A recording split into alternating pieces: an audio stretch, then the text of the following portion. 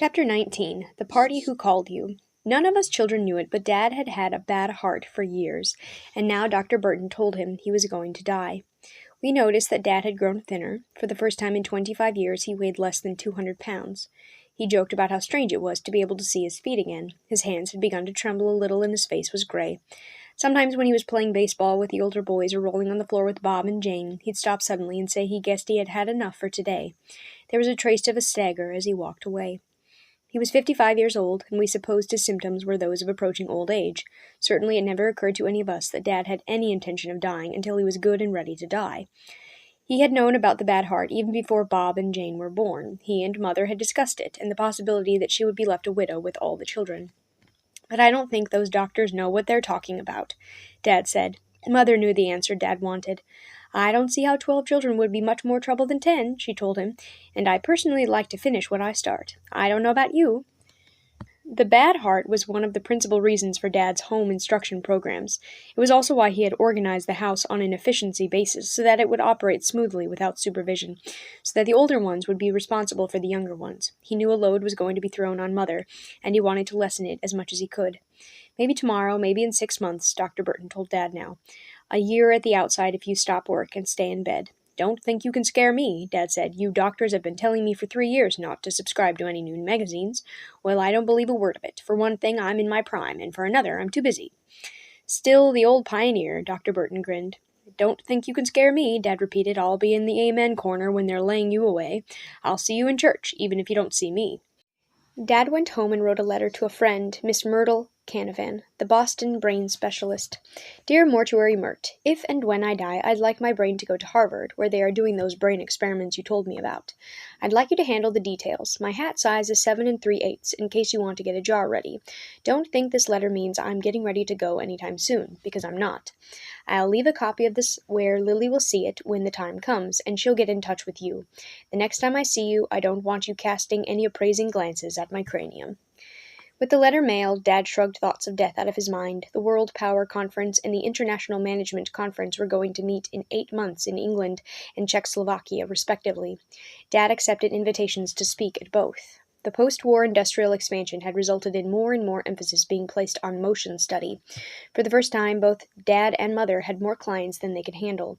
Dad went from factory to factory installing his time-saving systems, reducing worker fatigue so as to speed up production. He died on June 14th, 1924, 3 days before he was to sail for Europe for the 2 conferences. Dad had walked from our house down to the Lackawanna station, a distance of about a mile, where he intended to catch a commuter's train for New York. He had a few minutes before the train left, and he telephoned home to Mother from a pay booth in the station. "Say, boss," he said, "on the way down here, I had an idea about saving motions on packing those soap flakes for Lever Brothers.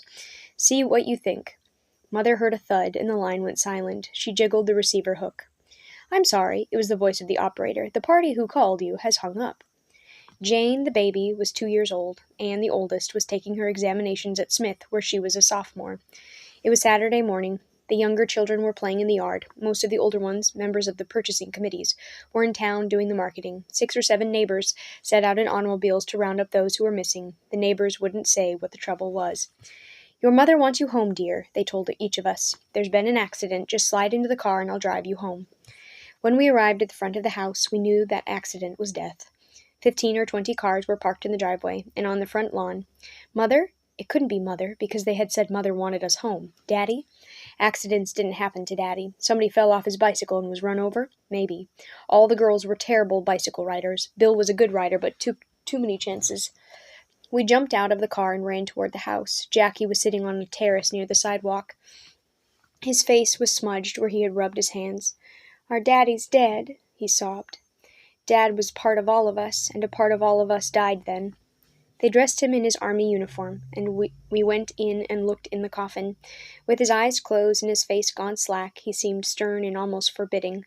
There was no repose there and no trace left of the laugh wrinkles at the corners of his eyes. We thought that when they came after him, Daddy must have given them a real fight. We bet they had their hands full with Daddy.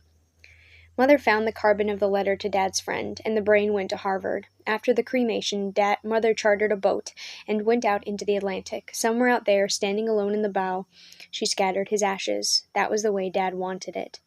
There was a change in Mother after Dad died, a change in looks and a change in manner. Before her marriage, all Mother's decisions had been made by her parents. After the marriage, the decisions were made by Dad. It was Dad who suggested having a dozen children, and that both of them become efficiency experts. If his interest had been in basket weaving or phrenology, she would have followed him just as readily.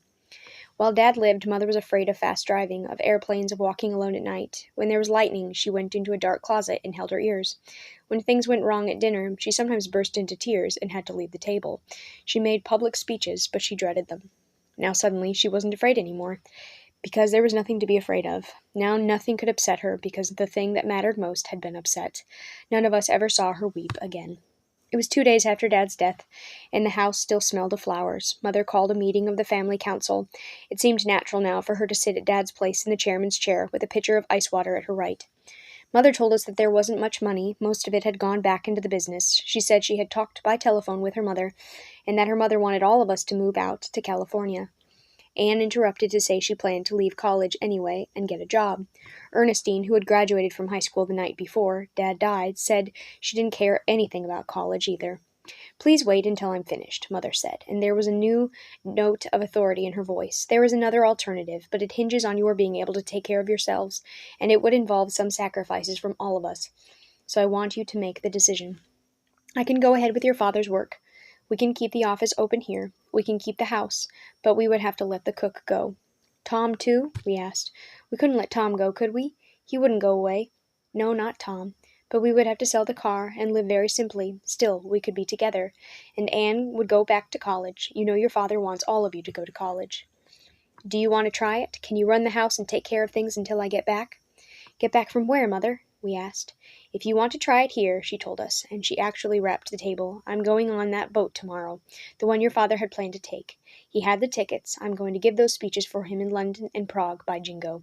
I think that's the way your father wants it, but the decision is up to you."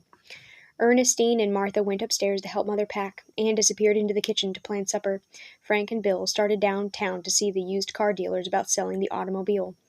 "Better tell them to bring a tow car," Lil called after the boys. "Foolish carriage never starts for anybody but Daddy."